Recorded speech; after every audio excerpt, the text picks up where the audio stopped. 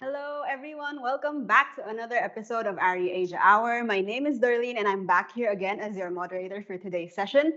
Now, ARRI Asia has launched a new program called ARRI Support and Education Program, or ARRIse for short. This is a new initiative developed to support emerging filmmakers in the East Asia Pacific, where we will rent out a set of ARRI equipment free of charge to the selected projects for the duration of their shoot. So today we invited three very special guests to talk about the ARRIse program and also share some tips on how you can work on your pitches to make it stand out. But as always, before we start, we want to remind everyone that you can send in your questions anytime during the live, and our guests will try to answer them throughout the episode. Please make sure you click the question mark symbol at the bottom bar of your screen so you can access the chat box. Okay, so our first two guests are very special because they are the filmmakers behind the pilot project for ARRIse. They're both rising filmmakers from Singapore who have a good chunk of industry experience and also a fair share of successful projects. Currently, they are working together to continue their successful streak with the short film on Island Drifts, which we will be talking about today. Let's all welcome writer, director, and producer Vivian Yip and cinematographer Shyan Tan to the live. Hi guys. Welcome to the live. We're so happy to have you here. Yeah. Hello. Yeah, we're very grateful that you guys are here. And we also have another guest who will be joining you guys. So he is the programmer for the Asian cinema section of the International Film Festival, as well as for the Cambodia International Film Festival. And as an experienced member of the selection board for sponsorship programs, he will be sharing his advice on how you can make your film pitches stand out. So please also welcome to the live Sung Ho Park. Hi. Hi, Sung Ho. Hi, Vivian. Hi, Shad. Welcome, all of you. Welcome to the live. So it's good that we're all together, and we're all in very different places. We're all in different parts of the world, and so we're very grateful that you guys gave us the time to have this live today. Yeah. So we want to start first to talk to Vivian and Cheyenne about their film, about their experience as emerging filmmakers. So Sung Ho, we'll get back to you real quick after this. Okay. So for Vivian and Cheyenne, as new independent filmmakers, you must have faced a lot of challenges like limited budgets and also limited resources, which led you to seek for sponsorships and fundings. How do you usually find funding and support from third parties? First off, thank you for the kind introduction, darling, and thank you to ARRI Asia for inviting us to do this Q&A and also for supporting our project from the very beginning. I'm really grateful that me and Shine can be here. But like you mentioned, it's really tough to make films independently because budgets and resources are very limited. So for some background, our project An Island Drifts is a short film that is made in partial fulfillment of my MFA film degree at University of Southern California in LA. And typically, our thesis projects are final projects, and we get support from school. Like we get the camera package, the lighting stuff.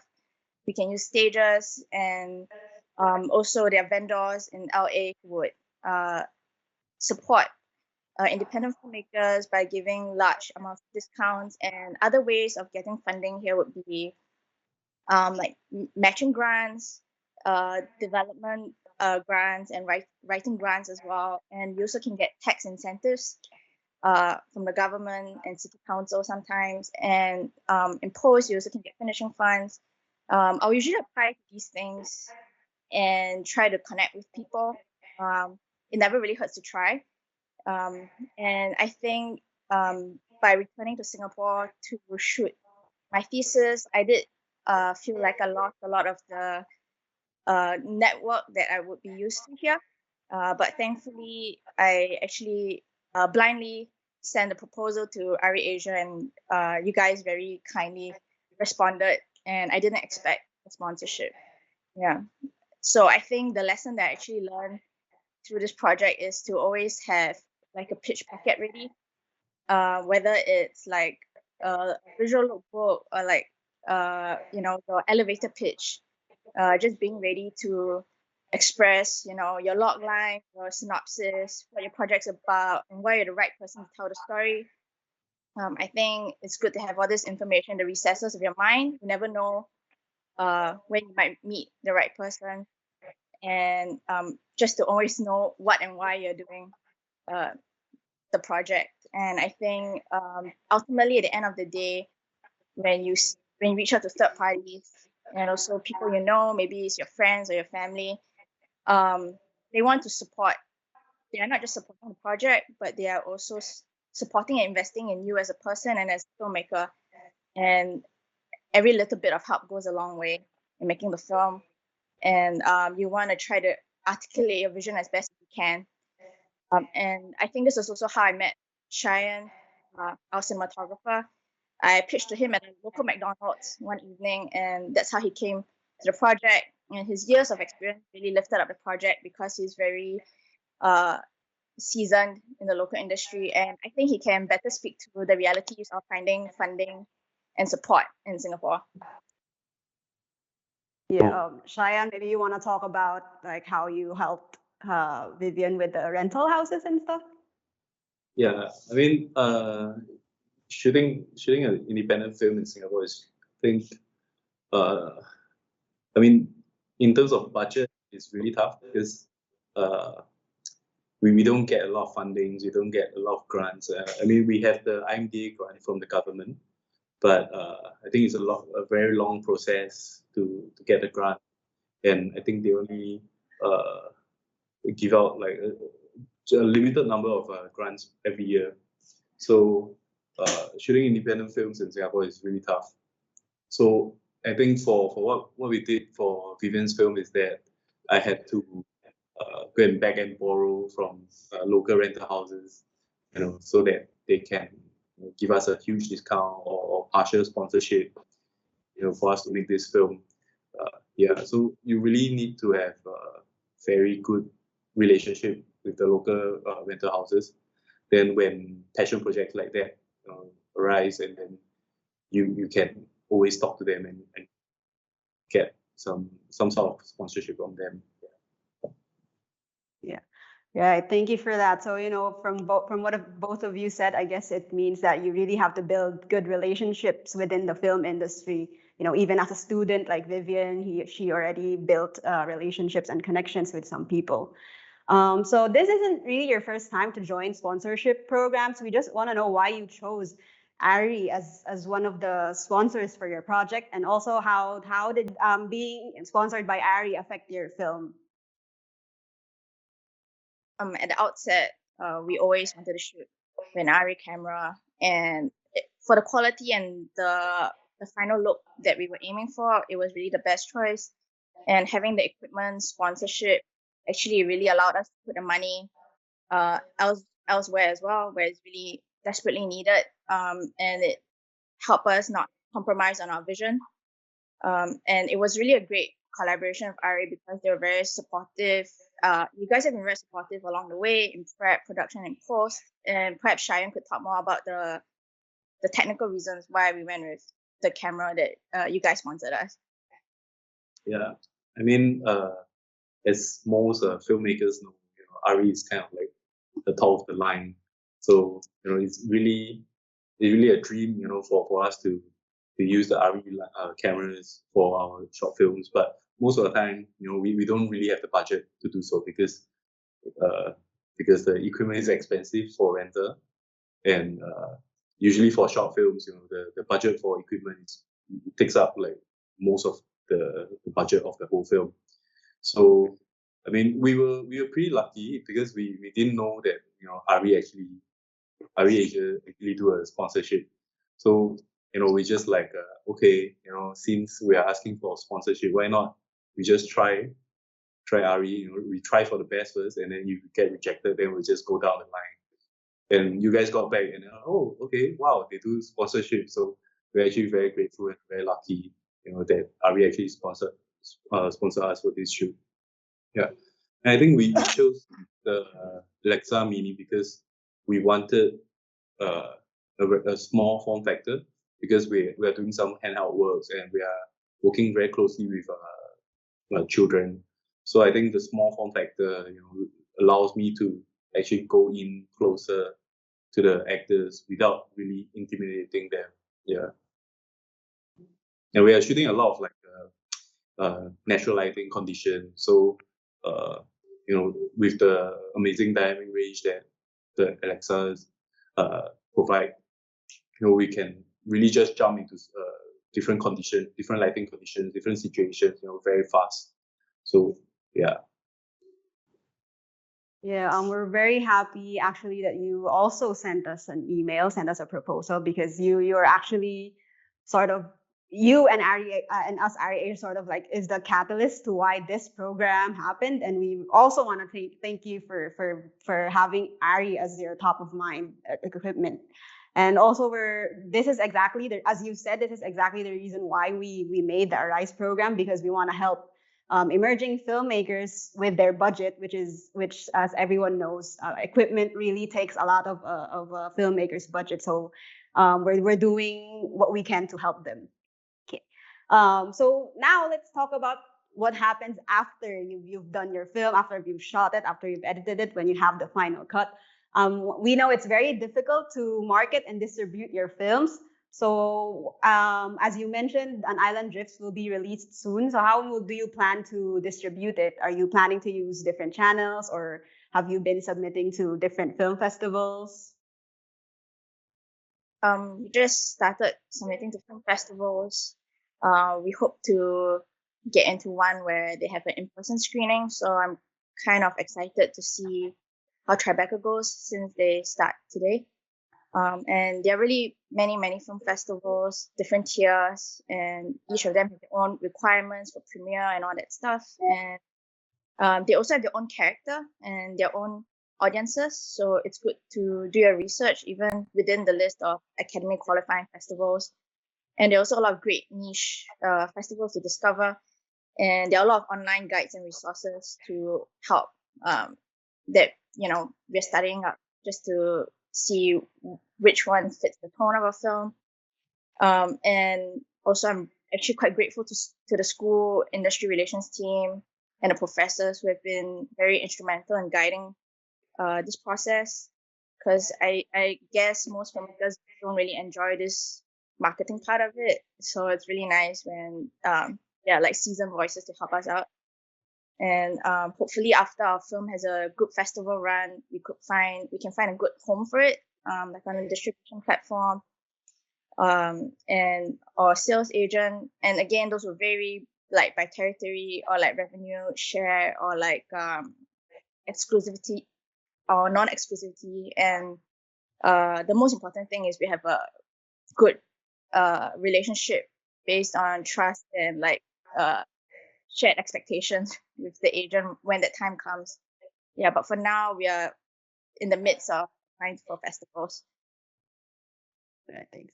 Cheyenne, since you're a local in Singapore, is there anything you would know about distribution in like film festivals in Singapore? Like how is your experience with them?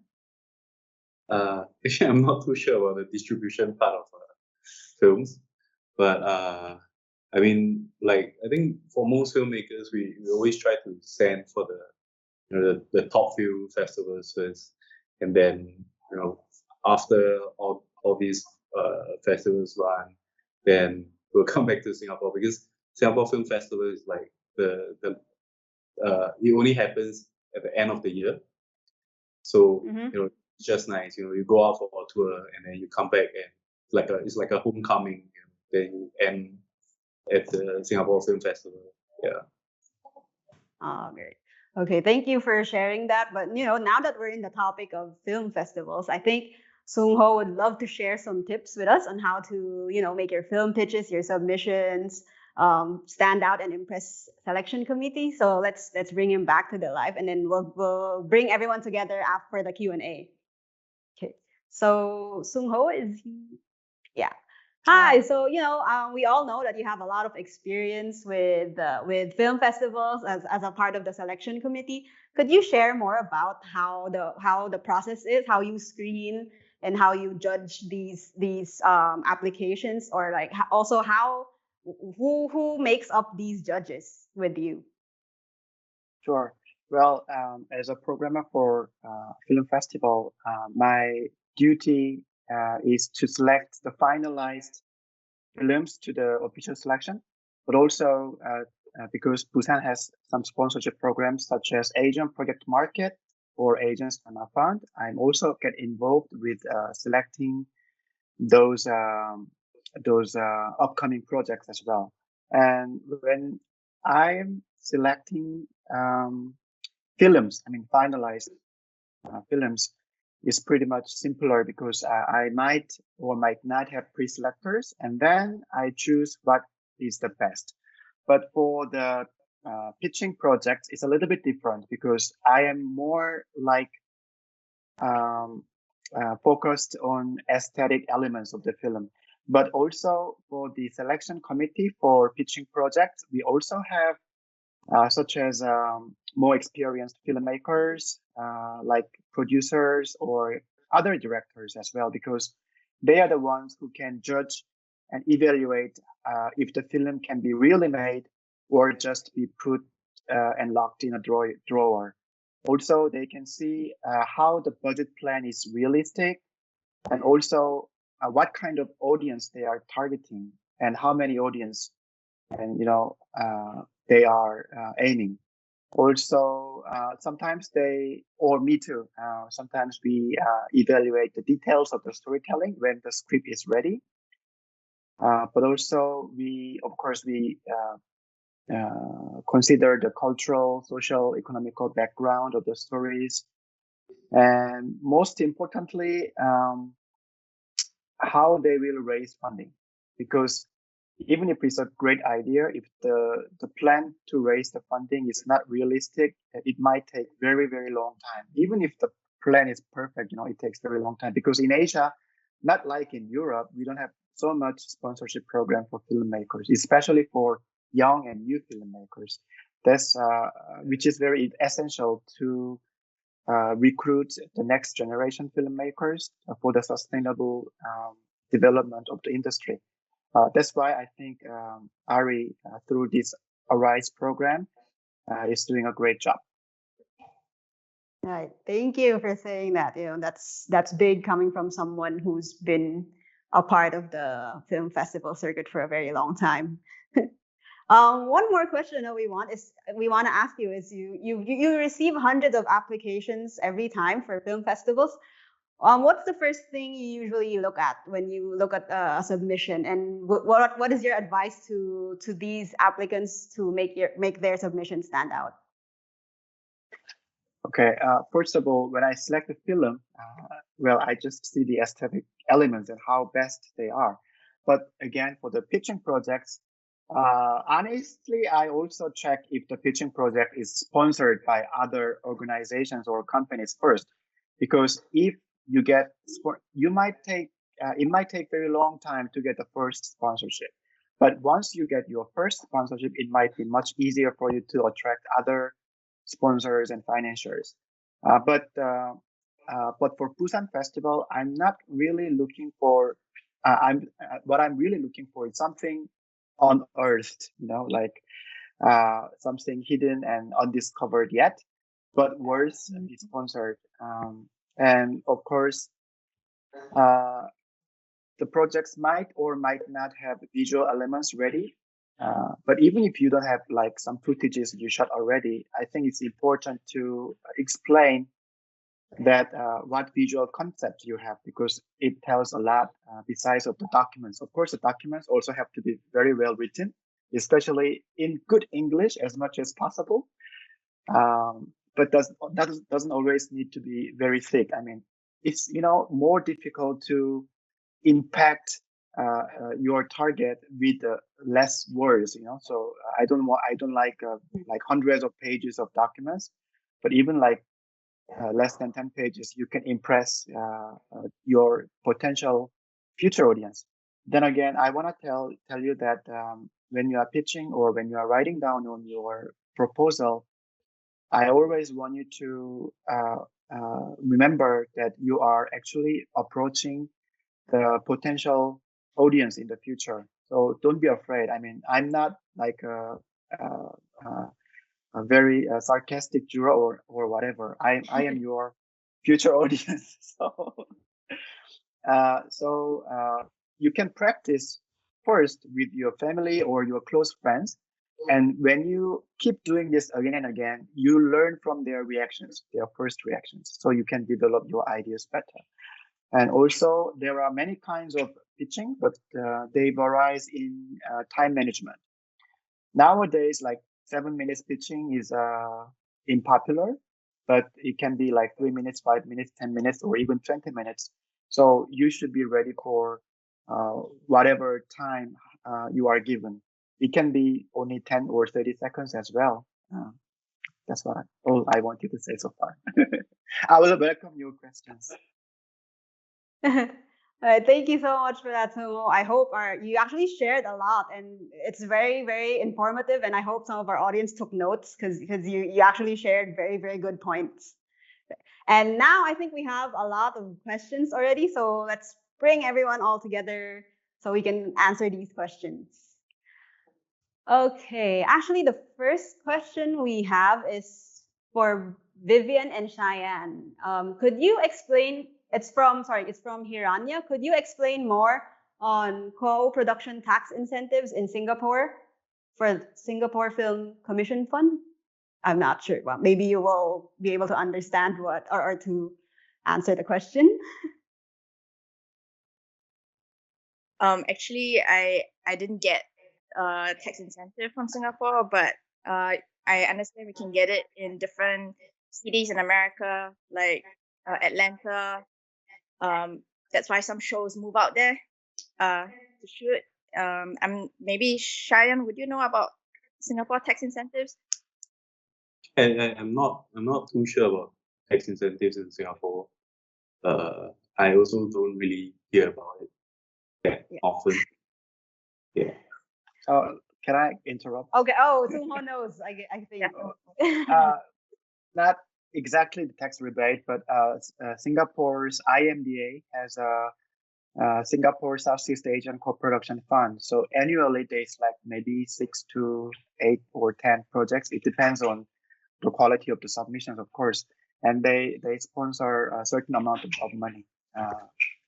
So you can do your homework. You can Google Singapore IMDA, Southeast Asian production fund. One interesting thing about this fund is that the director must not be a Singaporean, but other Asian ASEAN country actually. But the producer, at least one producer, has to be Singaporean. Okay, thank you for explaining that to us and to the audience, Sungho. Okay, for the next one, can you share with us the criteria of project selection? I guess this is for ARRIse. So let me just give you a quick answer to whoever asked this question. So for the criteria, it will be potential of the filmmaker. So basically, it will be if we can trust that you can make the film, and then uniqueness of the topic, and then artistic merit, and then the viability of the project. So it's a mix of whether we can trust you that you can make the film, and also if there's creativity and originality in the film that you will submit. Okay. So another question from Hiranya: how can we apply for an ARRI sponsorship from Sri Lanka? Okay, this is for ARRIse again, so let me answer it again. So we're so sorry, but unfortunately, Sri Lanka is not included in our program because ARRIse is more focused on the East Asia Pacific region. But we have ARRI has a program called the International Support Program that covers. I think it covers the global, all of the countries. So you can definitely join that. Program is currently in review and will definitely be relaunching soon. So stay tuned to that other project. Okay. So question from Dako Chan. How long does it take for ARRI to decide a grant after a submitted proposal? Okay, more ARRIse question anyway. So there's no standard. We don't have an exact fixed time. It's just it's sort of like it happens the whole year round. So we get submissions, and then we see like, oh, this looks like a viable project that we can do, and then we will respond to you. But please make sure that when you submit your applications, make sure that it's at least 4 months before the actual shooting schedule, so we can have the time to review, and then also to coordinate with you guys as to the shipping of the equipment. Okay, this is for Songo. How many round of selection do you usually have, like for Busan or for Cambodia Film Festival? For Busan, it's pretty much simple. It's just one round for both official selection and also for sponsoring programs. It's very simple. How to apply for an ARRI sponsorship? So if you want to apply for ARRIse, you could just visit the website www.arrise.com, arri.com/arrise. Sorry. We're gonna put it in the chat box later, so you guys can access the link. So all the information is there. If you want to submit your applications, we have the application forms and also the instructions on how you should submit your films. I guess this is for, I don't know if any, for everyone, if you have experience, but mainly for Sung Ho. Do you have any tips on how to catch the taste of the judge? So basically, do you have any advice on how these people can, submit stuff that is the preference of the judges? Well, it's a very difficult question because for me, well, it really depends because I advise my colleagues and friends to watch the latest films selected to certain sponsorship program or certain festivals first to study their taste. But for me, I don't have a taste. Honestly, I say, Busan is like a Busan, or many major festivals don't really have a taste. But also, you need to remember that there are specialized film festivals for genre films or specially themed films like Women's Film Festival or environmental issue or LGBT issue. There are other kinds of festivals and also other kinds of different kinds of sponsorship programs. For that, you need to study what they've been selected, so that you might have more idea how you can develop your idea better. And one more thing I want to say is that all these things, raising fund and getting sponsorship is actually producers' work. But for many cases, I know the director is not attached with a producer. So that many directors have to work as a director and producer. But if possible, please reach out to your friends or some renowned producers to at least to get some advices from the producer's aspect. Yeah. Right. Yes, thank you so much for that, Sung Ho. We have one last question, and it's for Vivian and Shyan. What sort of stories are the rising trend in Singapore right now? Would you guys know? I mean, I think it has been trending for a long time. Like very family drama kind of stories. It has been trending for the longest time. Nostalgia is always the same. Like I feel like we need to break out of this. Yeah, I think perhaps Singaporeans are too comfortable. We don't really have major issues or that's happening to us. So the closest thing that we can tap on from our experiences are just family. Yeah, but I think some films they are starting to talk about more social issues, LGBT. Yeah, but I think they will face a lot of censorship, coming from Singapore. yeah, that's right. Yeah, so basically, I guess what Shyan is saying is to not follow the trend, but instead break away from the trend if you want to do film, which is not just for Singapore; it's for the whole world. Like, it's better to like do new things. Okay, that was actually the last question, so it's time for us to wrap up. But before we end, I know you guys have shared so many tips already. But if there's one final thing you want to say to our audience or to emerging filmmakers out there, what is it? Like, Anybody can start first. Like maybe Sung-ho, you can go ahead first. Sure. Well, filmmaking is a very hard working, and it takes a lot of time. But also, but for me, I think it's very important to understand that filmmaking is a group work. Of course, some films can be made by a single person, but mostly, when you watch a film and at the end of the film, there are like hundreds or even thousands of people get involved. So it is not just a good idea, but it is absolutely necessary to be good with people. But if you are not good with people as a director, don't worry. You can find your partner, producer who are good at people. Thank you for that. Vivian and Cheyenne, do you have anything else to say to our audience, to people who wants to be like you guys or something? I think, like he says, filmmaking is an arduous process. So I would say not to give up and to persevere and keep up the hustle, because you can get a lot of rejection along the way, but it's, you keep perspective, never personal, and sometimes it's just not right fit. And a lot of times, a little bit of luck is involved, and not to just give up. It would take a while, but more victories. Yeah. How about you, Cheyenne? Like maybe as a cinematographer, from your point of view, what do you want to say to like your final advice? I think keep going out there and make film, because I think filmmaking is a lifelong journey. Don't expect your first film or the next film that you're gonna make to be the epic one. It's always is a constant rediscovering. So practice, lots of practice. Yeah, just keep making films, and then somehow, somewhere along the way, you'll make something good. Yeah. Right. Okay. Again, thank you to you guys. Thank you, Sung-ho. Thank you, Vivian. And thank you, Cheyenne, for giving us the time and joining us today to share your experience from both a participant and a judge's point of view. It was very informative, and we think our audience learned a lot from this session.